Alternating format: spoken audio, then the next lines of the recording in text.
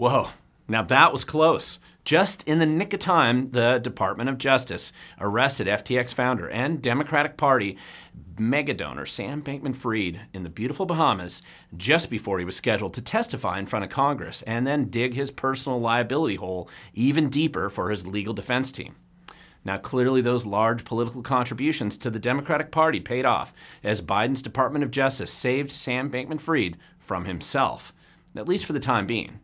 Now, as long as Sam can avoid putting his trust in the jailhouse cameras or make the other Epstein mistake of keeping sheets in his cell while under the watchful, competent, and certainly uncorrupted care of the federal justice system, he just might live long enough to find some political loophole or commutation of the inevitable light touch criminal sentence that he's inevitably going to get.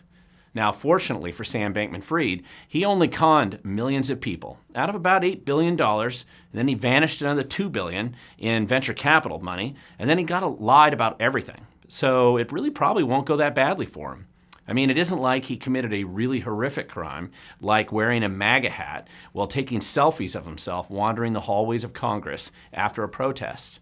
I mean, if he had done something as criminal and insurrectionist as that, he would really be in trouble. And unfortunately, for Democratic megadonor Sam Bankman-Fried, he only stole billions of dollars while spouting woke mantras and kicking large piles of cash into the right political pockets. Now, I'm going to confess that, like so many others out there right now, I'm just a bit mesmerized by the Sam Bankman-Fried FTX embezzlement crypto con scandal that's unfolding in real time, like one big train wreck right now. And if you want to know more about the story, go to any of the links that I posted below to know more. There's just tons of really good articles and videos on this issue. And additionally, it's really worth looking at some of the recent lawsuits and the complaints that have been filed against Sam Bankman-Fried. The SEC complaint, the FTC complaint, the DOJ charges, where you're going to find the campaign finance violations that I'm going to talk about in a little bit. And of course, the bankruptcy filings and the recent testimony in D.C. by the people who are really attempting to try to clean up this mess. And these all make for interesting reading if you just want to know the background. However, I want to cover a few issues related to this epic Sam Bankman-Fried scandal. And these essentially are as follows. There's, number one, the potential for the bankruptcy circus to kind of start clawing back some of the millions and billions of dollars in stolen money given to our politicians for their elections by this guy. Number two, some of the campaign finance laws that he broke along the way and why it matters. And number three, the fact that Sam Bankman-Fried is pretty seriously in a very precarious safety position right now. Just think Jeffrey Epstein or Seth Rich.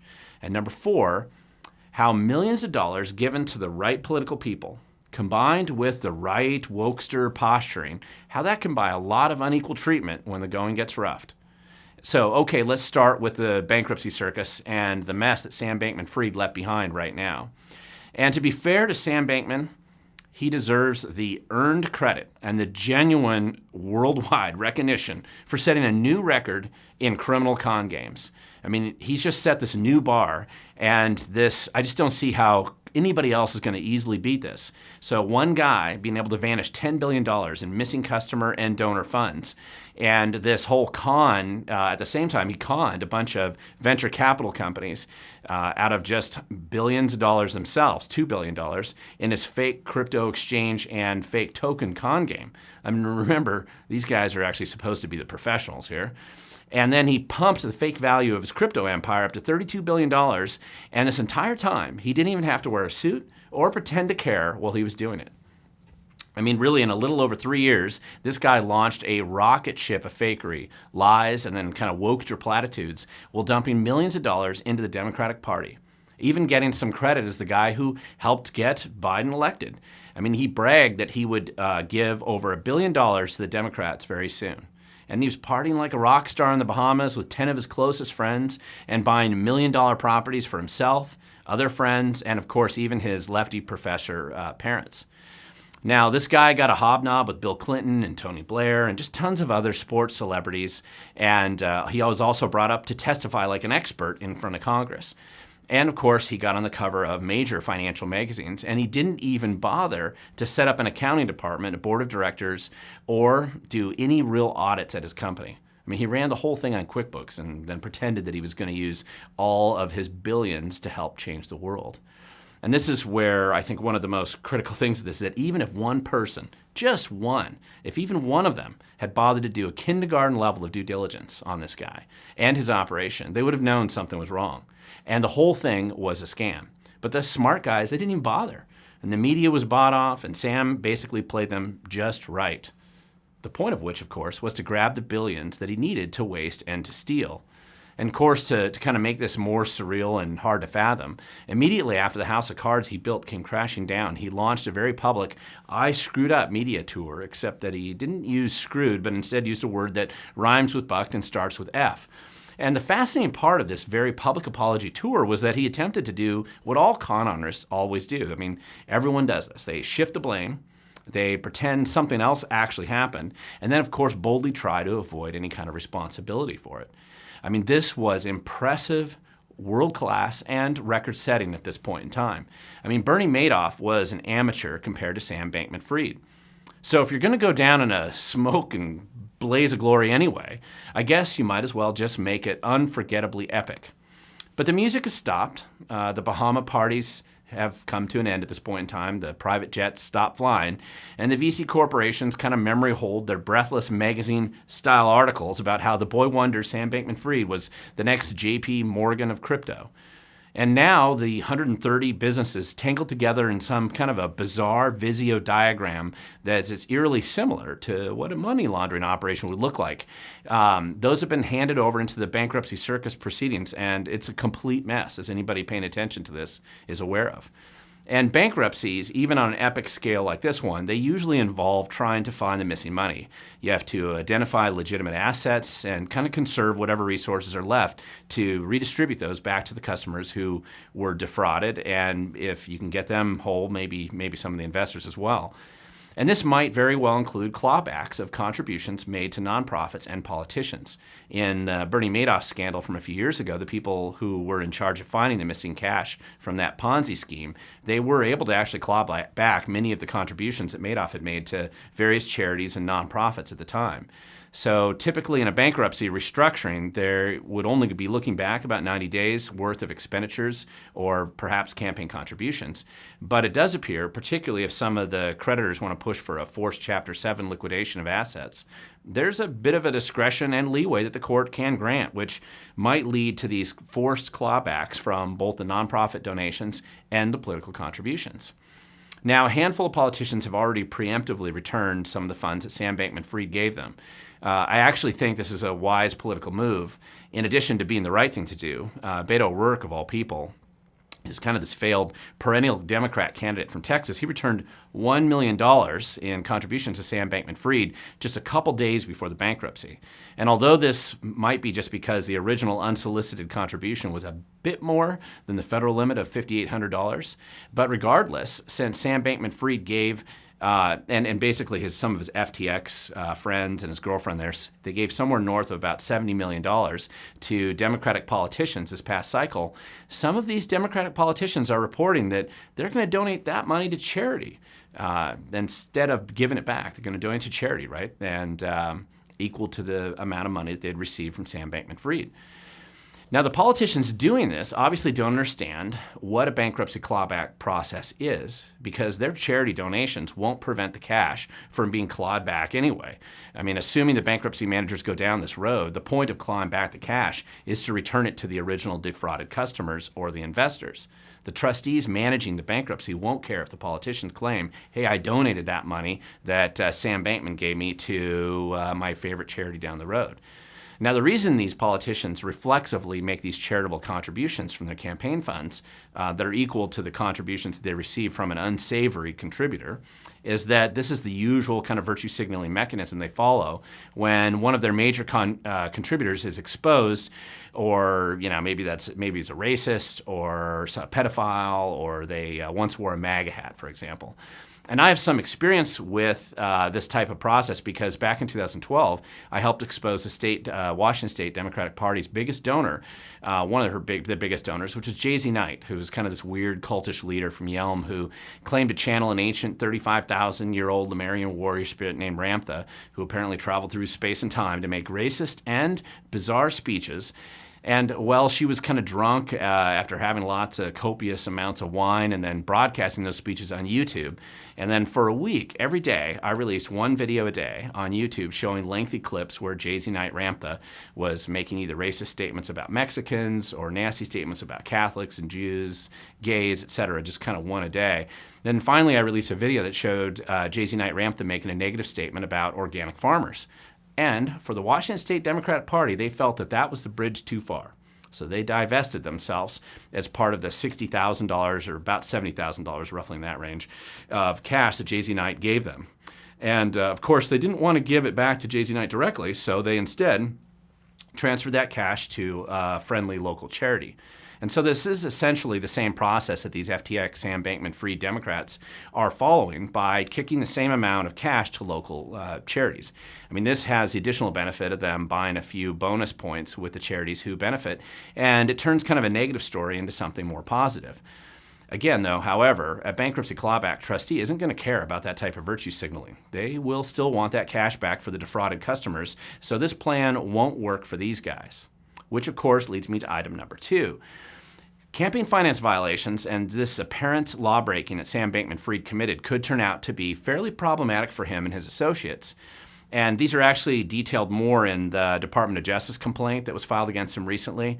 And I know various people have also filed other FEC complaints against this guy, but it appears that he primarily violated the key provision of contributing not just far more than the maximum legal limit to the campaigns. Worse than that, he attempted to conceal those illegal overlimit contributions by disguising the source of those funds.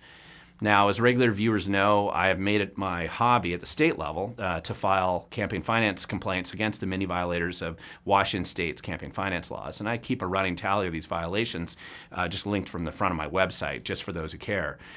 So far, I've filed about 665 complaints over the past few years, and I've basically seen about little over 200 politicians, judges, PACs, and local Democratic Party organizations fined or sanctioned. In fact, another one of these politicians is formally getting a fine today at the Public Disclosure Commission as I record this video. Now, I'm less familiar with the federal campaign finance rules, but they're not too dissimilar from what we see at the state level in Washington State. The compliance burden to follow the law is mostly on the candidates and the PACs and the parties themselves, rather than the donors. But there are some exceptions to this, really, and if you want to get wrapped around the axle by the regulators and more than just a wrist slap as a contributor, the best way to do this is to attempt to conceal the source of your funds to evade campaign finance limits.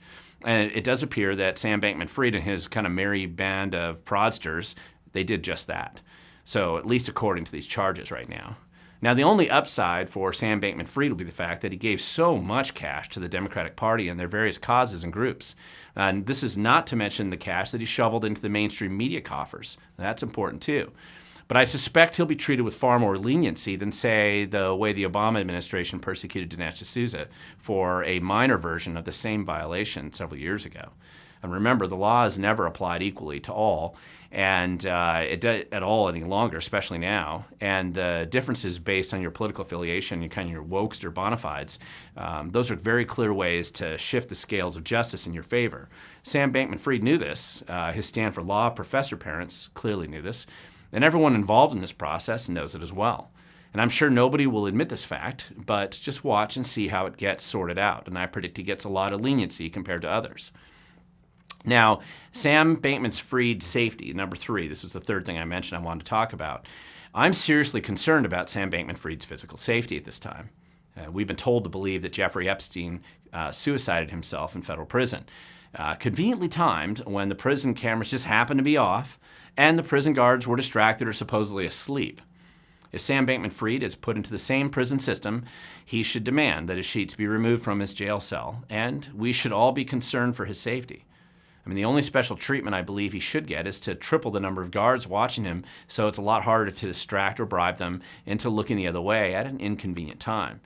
And the reason I say this is that Sam Bankman-Fried has become kind of a political liability, basically now for the people to whom he gave his tens of millions of dollars. And of course, he also made the big VC firms look like morons.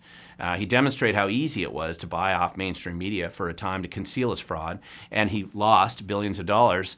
And that's a lot of money. I mean, serious amounts of money. And this is a lot of embarrassment to a lot of powerful people. Epstein also had become a liability to the politically powerful. So Sam Bankman-Fried could become a liability as well, and that's really why I'm kind of concerned. Also, this guy appears to have like zero attachment to reality, as he appears to believe his I Screwed Up tour would be enough to keep him from getting into any serious trouble. And plus he might have thought that his tens of millions of dollars of campaign contributions to Democrats and maybe his confession about dark money contributions to Republicans would be good enough to kind of let him go. That was probably a bit delusional, but we're going to have to see. So it appears more likely that the people in power, even the ones who got the cash, they might decide Sam Bankman-Fried's corruption and fraud is just a heavy lift to defend any longer, and now the cash isn't enough to convince them to carry his water and protect him.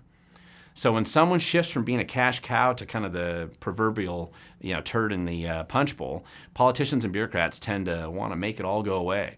And this gets scary when so much money has vanished, which brings me to my final point in this ugly and yet endlessly entertaining saga. Number 4, how large sums of cash get shoveled into the right political pockets and how that can actually buy you a lot of political cover and protection. I mean, Sam Bankman-Fried demonstrated in a very visible and obvious way that if you can get enough cash, even other people's money, especially other people's money, and then direct it to the right politicians, the media organizations, that's super important, and then proper wokester causes, you can essentially buy your way out of a lot of problems. I mean, this really worked for this guy. It isn't even conceivable that he would have lasted more than a few months back in 2019 when he first launched FTX if he had worn MAGA hats and proclaimed his allegiance to Trump, and then he openly donated to Republicans. I mean, that would have been a death knell for his company. And it's silly to just imagine that anyone doing that and they would survive long at all. So the media would destroy people who did something like that, no matter what, even if it was the exact same business model.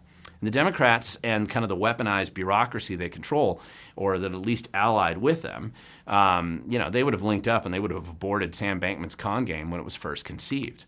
However, since Sam Bankman-Fried has been raised in a family of leftists, and he's a smart enough guy, he knew that the only game in political land was on the wokester left. So he played the game very well. I mean, he bought off the media with mega grants and cash to kind of help keep him on the front page of Forbes and Fortune magazine. Plus, this helped him get super friendly, supplicant, kind of high production videos that are produced about him. And this allowed him to testify in front of Congress with very little friction and to collect billions of dollars in cash with almost zero, flat out zero due diligence, or even any negative questions that came along. I mean, once he became a crypto billionaire, he was pretty much untouchable. Now, originally, I also thought this kind of helped delay his arrest, but once he proved that he was kind of a train wreck of self-incrimination with each media I Screwed Up appearance that kind of helped dig his liability hole deeper. And if you don't believe me, just look at how much the recent charges that have been filed against him are based on his more recent public comments just since the bankruptcy. So it might be that the feds were just letting him legally incriminate himself until it just became unbearably close to mockery of the justice system. I don't know. Of course, his convenient arrest just before he was about to testify before Congress may also have been kind of the soft glove treatment because that testimony in front of Congress was probably going to be a problem for him. And by arresting him now, that clearly protected him from himself. So, he was unlikely to be getting soft glove treatment because some of the people that would have been asked him questions were not people who actually got campaign cash from him. Now, anyway, let's just hope this guy doesn't get Epstein. Let's hope the bankruptcy trustee is successful in clawing back the $100 million or so from the politicians, both Democrats and Republicans. And I think that they should get back the money that was given to the media groups who took his cash. And then let's hope someone out there realizes that just because someone says the wokester leftist talking points that the media wants you to spout, that doesn't mean that they're going to do the right thing. And it sure as heck shouldn't cause people to turn off their brain and swallow a con artist's hook. For now, all we can do is watch the drama unfold, and perhaps we can prevent this from happening in the future. We can only hope.